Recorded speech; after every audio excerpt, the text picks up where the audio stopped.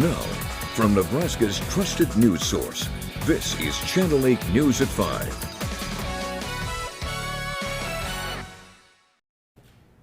Coming up tonight on the news, updates on several fires, including a garage fire here in Lincoln and a wildfire in southwest Nebraska. Plus, UNL is starting a new program in an effort to keep students safe and arm them with knowledge. But first, a Nebraska political party future is becoming a little bit clearer tonight here in Nebraska. Good evening, everyone, and thank you so much for joining us after a tumultuous weekend for the Nebraska GOP. Today, the future is becoming clearer for the party. The party officially announcing the newly elected chairman, Eric Underwood.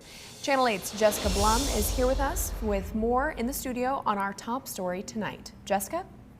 The past weekend brought many changes for the GOP at the state convention, including the replacement of Chairman Dan Welch, Executive Director Taylor Gage, and 6 others. Chairman Underwood of Lincoln spoke today about the culture he thinks is needed to move forward. He says they want to give a voice to people who didn't have it before.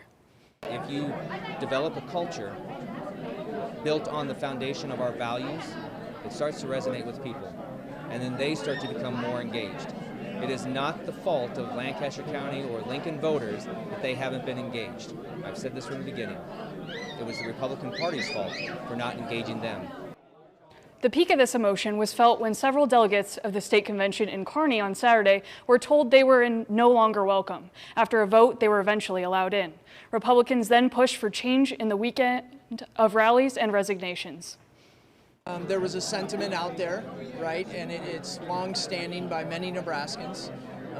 And again, it's not pointed to one specific event or people, and I think that's a mischaracterization that's been out there. But in fact, it was a long time coming. And as many Nebraskans talked about it and you have an upswell of support, people began to mobilize. The GOP party says what happened over the weekend was not a movement, but a shift focus on performance over personalities in future county, state, and national elections. Today's conference was just the beginning. Underwood is going to take the next several weeks to build business operations and form the rest of the executive and central committees that will govern his future work. Jessica Blum with our top story tonight. Thank you very much, Jessica. Now to the latest on some breaking news from early this morning. 2 garages near 24th and L Streets caught on fire. This all started around 2:30 a.m. LFR explained how crews were able to quickly maintain the blaze. We actually discovered that there were actually 2 garages that are detached that were on fire. No damage to any of the adjacent houses. The 2 garages would probably be considered a total loss, with a damage estimate of around $20,000. Ultimately, there were no one injured between firefighters or civilians, and the cause of the fire is under investigation. As you can see, here's a look at the 2 garages, which are total losses. Again, the damage right around $20,000. I did talk to investigators this afternoon. They say the fire was caused by an electrical short. Fire crews near McCook are staying busy. A fire is burning right now for a second straight day. Officials say the focus is on protecting nearby structures, personnel, and of course the community. They're asking everyone to stay away from the southwest and southeast sides of Hugh Butler Lake. Here's a look at a couple wildfires out by the Red Willow Dam that's north of McCook. This is from Highway 83. The blaze, known now as the mile marker 26 fire, has quickly spread across wheat stubble and dry pasture ground. Air support was even brought in, but due to the terrain and the fire's behavior, crews have determined the safest approach would be to just let it burn. In Hastings, crews battled a fire at the John Deere dealership there called Landmark Implement. The call came in around 10 o'clock last night of smoke coming from the building.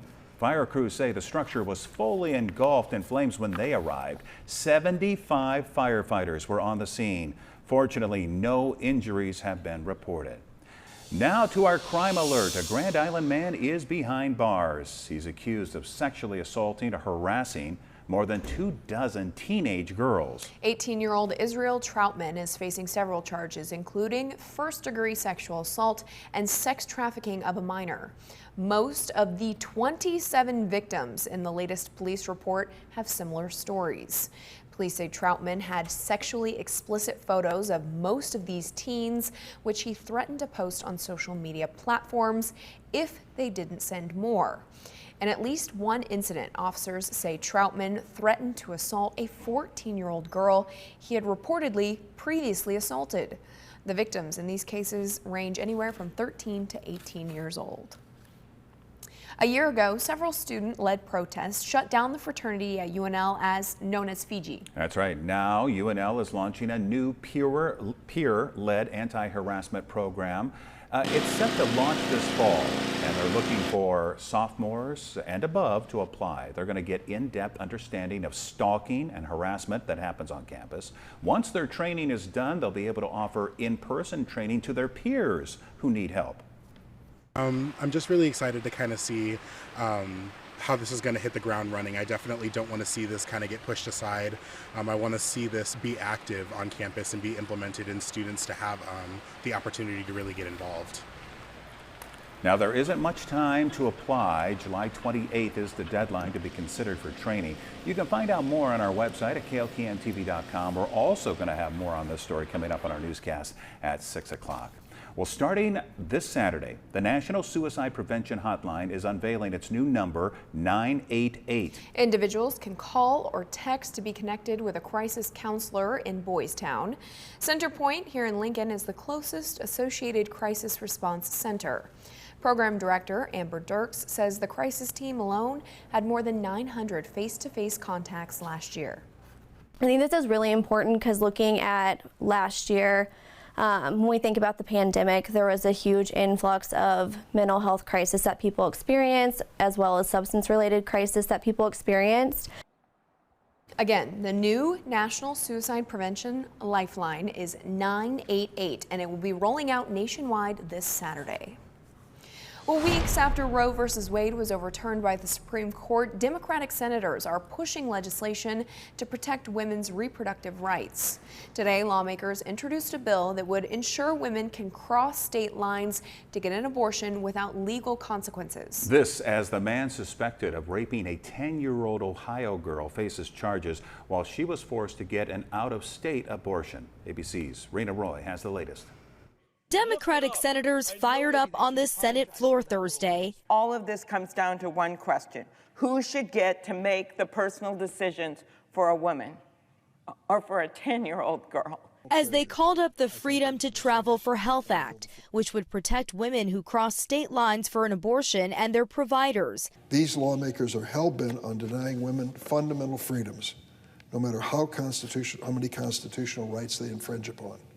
The question is, how far are we willing to let them go? Republicans are expected to block it. And now the Republican Attorney General of Texas suing the Biden administration on its guidance to hospitals that doctors should perform an abortion if it means protecting the woman's health. This comes just a day after this 27-year-old man was charged in an Ohio courtroom, accused of raping and impregnating a 10-year-old girl. The charge is rape, felony of the first degree.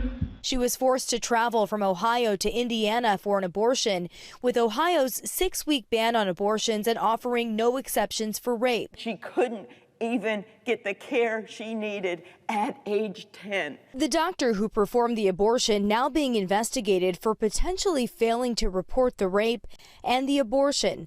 The Attorney General of Indiana on Fox News. And we're going to fight this to the end, including looking at her licensure. If she failed to report, and in Indiana, it's a crime to intentionally not report. Other states also seeing an increase in women traveling for abortion care. The Planned Parenthood of Illinois says it's seen a 10-fold rise in patients coming from Wisconsin, where clinics are still open but not providing abortion services. Planned Parenthood clinics in Illinois and Wisconsin are now partnering up, helping patients in Wisconsin get to Illinois for abortion care. Some trained medical staff from Wisconsin even traveling to Illinois to offer support. Rena Roy, ABC News, New York. Well, the heat is definitely cranked up on this Thursday. Rusty, how hot have we gotten so far? If you touch the sidewalk, it would probably hurt. That's about how hot we've gotten today. It's definitely a warm one today, and this is going to continue for a while. Lots and lots of blue sky. We did have some rain showers and thunderstorms early this morning, and now we're just seeing mostly clear to partly cloudy skies. This is the Shones cam in Beatrice, South 6th Street and Perkins Street. A heat advisory in place for basically the central portion of Nebraska. North central to south central Nebraska includes North Platte, Valentine, O'Neill, Broken Bow, places like that. Heat advisory in place through 8 p.m. tonight, but we're all hot right now. We're between 90 and 100 degrees in many spots. It's 101, the actual temperature in Kearney, 100 in Grand Island, and it's even warmer towards North Platte and Ogallala at 104, 107 in McCook, so really hot out there. And the heat index, where it's actually a drier atmosphere, the heat index isn't as hot, but we are at 102 in Grand Island. It feels like 96 in Lincoln and Hebron. Closer to home, the dew point around the upper 60s and lower 70s. So the heat index is 100 in Aurora, 102 in Grand Island. Goodness sakes, it's just going to be warm, and we're not going to cool off a whole lot tonight, dropping into the middle 70s by early tomorrow morning, which is about 10 degrees above average. We do have some rain chances as we head through the overnight into tomorrow morning. More on that in a few minutes. All right, thank you very much, Rusty. Now to some national news as we cover the nation. Ivana Trump, the ex-wife of Donald Trump, has died at the age of 73. The former president said she passed away at her home in New York City. The two had 3 children together, Donald Jr., Ivanka, and Eric. Her cause of death has not yet been released. And President Biden's approval rating has fallen to an all-time low. The CNBC polls shows that it sank to 36%. That's lower than Donald Trump's low of 37% and Barack Obama's 41%. Approval for how Biden is handling the economy has fallen to 30%. Still to come on the news tonight, extreme heat coupled with record drought in the West has dried up some of the region's most valuable water sources. That and your full forecast with Rusty right after the break. Stay with us.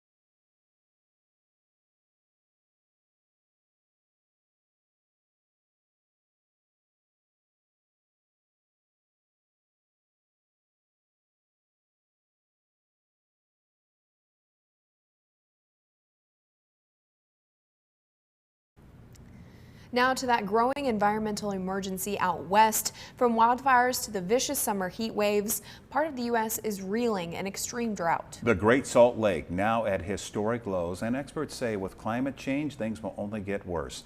ABC's Morgan Norwood has more from Los Angeles. It's no secret that the extreme heat coupled with the record drought in the West has dried up some of the region's most valuable water sources. But in Utah's Great Salt Lake, there's a mounting environmental emergency. And with the lake now just 1/3 of its usual size and still shrinking, experts are sounding the alarm. ABC's Kana Whitworth is there. The Department of Natural Resources says that here, sequestered in just inches of water, are harmful particulates. And if this dries up, and when the wind starts blowing, they will be airborne. Experts say there's toxic minerals at the bottom of Great Salt Lake, but the one that will catch most people's attention is arsenic. It's very personal to us, and air quality remains at the top of issues for Salt Lakers over the last several years. Nearly 97% of the western U.S. is in an extreme drought. In Arizona, state lawmakers passing a $1 billion measure to combat the extreme drought and secure enough water supply. But some say it's not enough. We needed more than money. We needed the legislature to step up and say, look, we have to change the way we do things with water.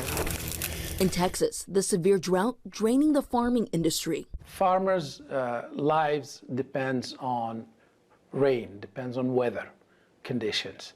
So if there is water, there is agriculture production. The Texas power grid facing limited solar supply amid cloud cover. Its operator now asking consumers to conserve energy. And bottom line, scientists say this is all driven by climate change. As the world warms, we should expect more impact to critical resources, wildfires, and severe weather. Morgan Norwood, ABC News, Los Angeles. Now, your Storm Alert Team forecast with Chief Meteorologist John Dessauer. And speaking of the drought, here's the drought monitor just released today for the state of Nebraska. Extreme drought in in and around Sioux City and O'Neill. Severe drought north central northeastern Nebraska.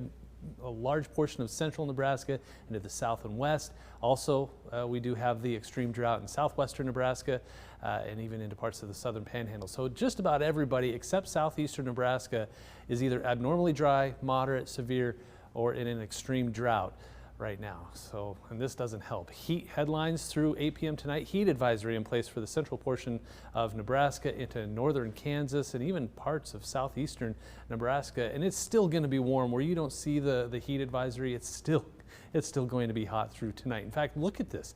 This is 1,203 miles of heat advisories from South Dakota all the way down to the tip of Texas.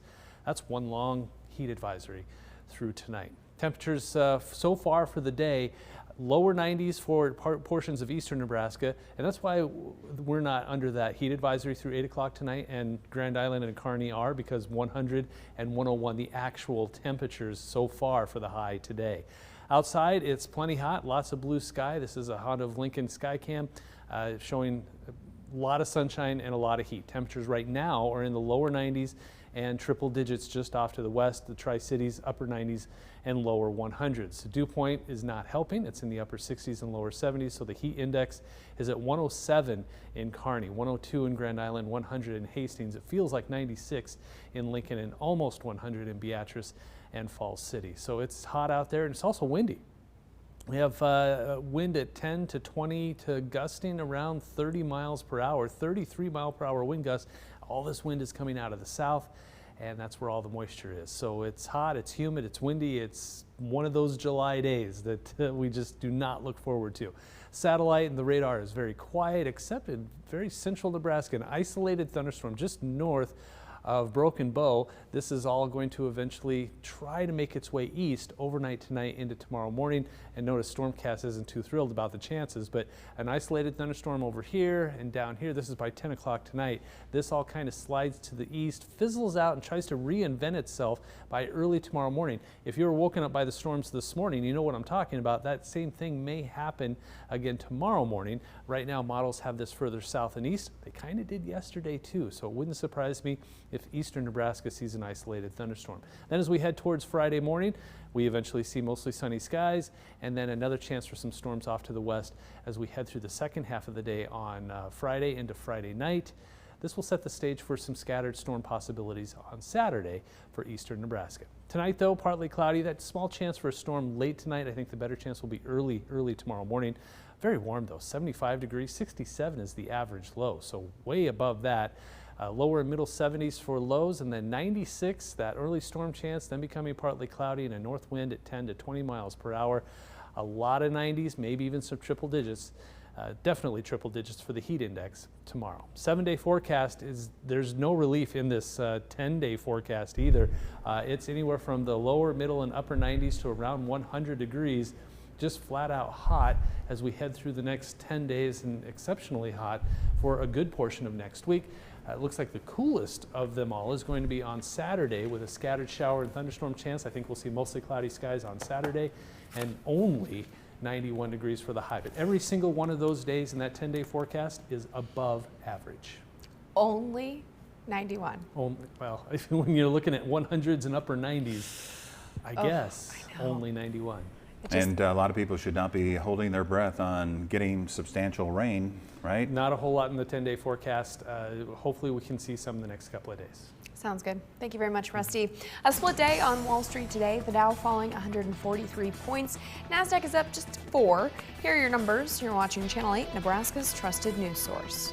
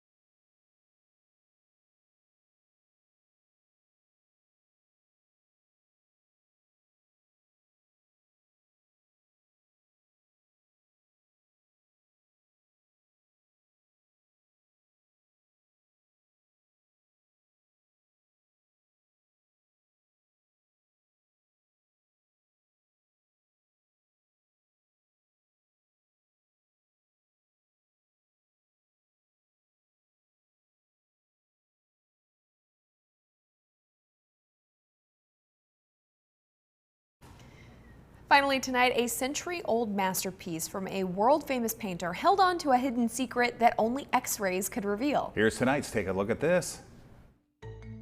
This 137-year-old Vincent van Gogh painting called Head of a Peasant Woman is a treasure in and of itself.